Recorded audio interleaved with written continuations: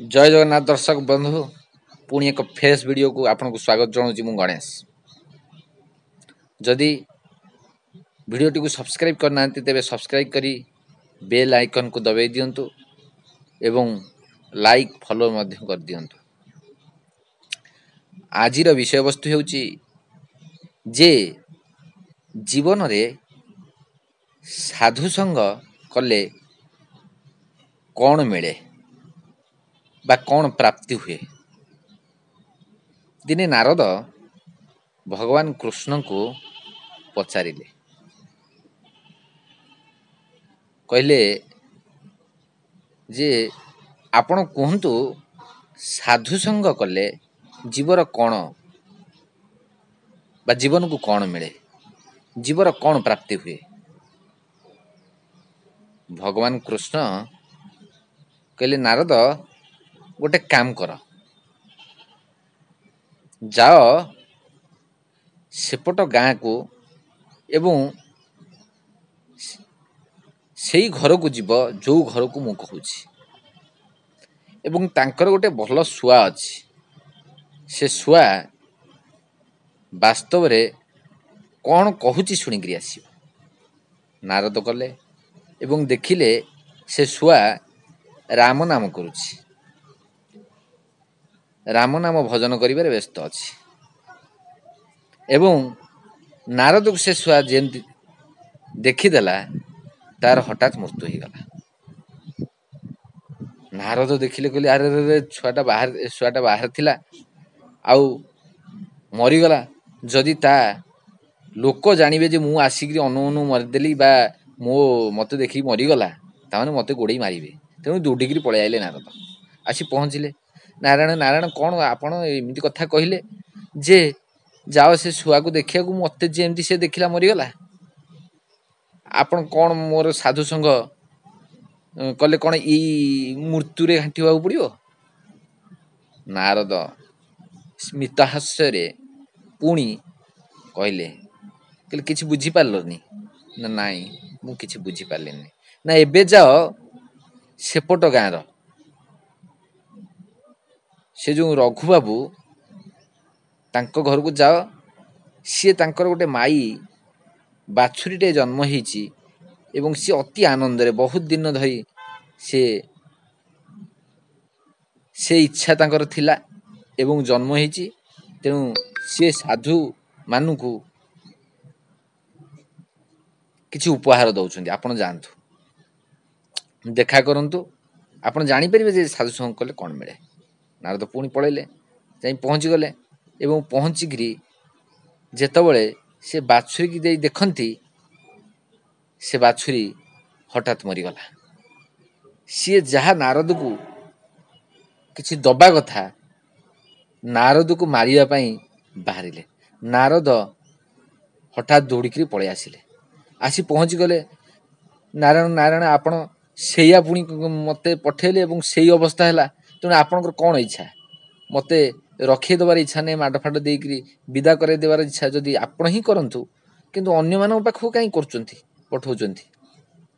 नारद ये कथा कहला परे पुणी नारायण स्मित हसरे कहले कहले एबे भी किछि बुझी पारलनी ना कौन बुझीबी ना ठीक अछि एबे जाओ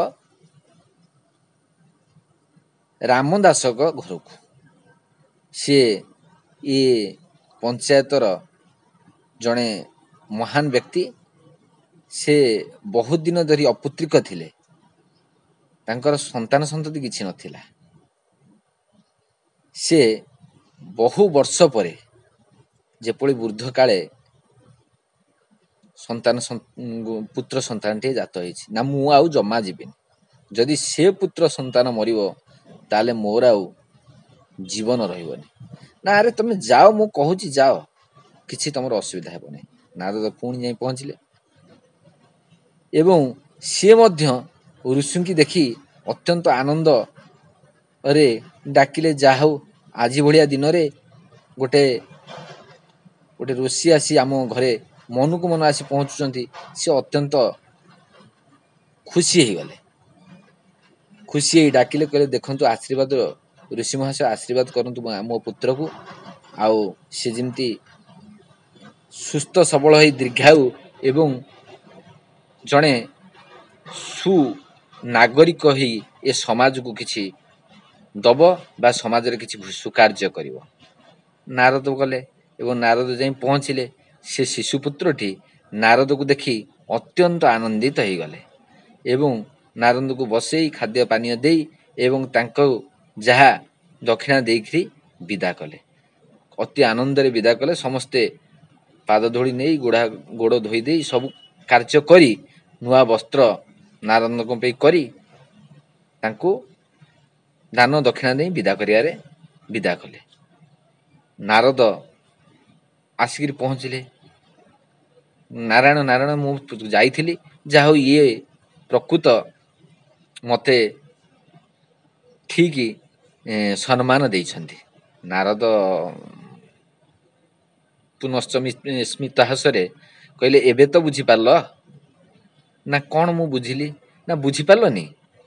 अरे सी जो पक्षीटी शुआ पक्षीटी थिला सी वास्तव रे आपन को साधु संघ जो है साधु संघ पर सी निजे तार साधु संघ हवा परे तार जीवन परिवर्तन हो गला एवं सी बाछुरीटा हे नहीं जन्म नेला। पुनश्च जो साधु संघ है से साधु संघ रे एभली तार जीवन रे सार्थक आसिला। से पुनश्च मृत्यु होई एबे मनुष्य जन्म पाइछि। तेणु ये जीव साधु संग बिनु लभी न पारे मोर तन। तेणु ये जीव साधु संग बिनु केबे प्रकृत जीवर मार्ग सठिक हेबनी बा जीव ठीक भावरे बंची पारिबनी। तेणु साधु जे मलय पवन काष्ठ को करंती चंदन। तेणु आपण देखंतु आपण गले केमिति जीवर परिवर्तन हैला। तेणु आपण बुझी पारले थर ना नाय आज्ञा बुझी पारली। तेणु मन रखंतु सदा सर्वदा साधु संग करिवा पई चेष्टा करंतु। साधु मानकर आशीष भिक्षा करंतु बा साधु मानकु तांकर कलाकर्म जणांतु। रहउची जदि वीडियोटी आपन भल लागुथे त लाइक शेयर कमेंट सब्सक्राइब करियो जमार भूलिबानी। जय जगन्नाथ।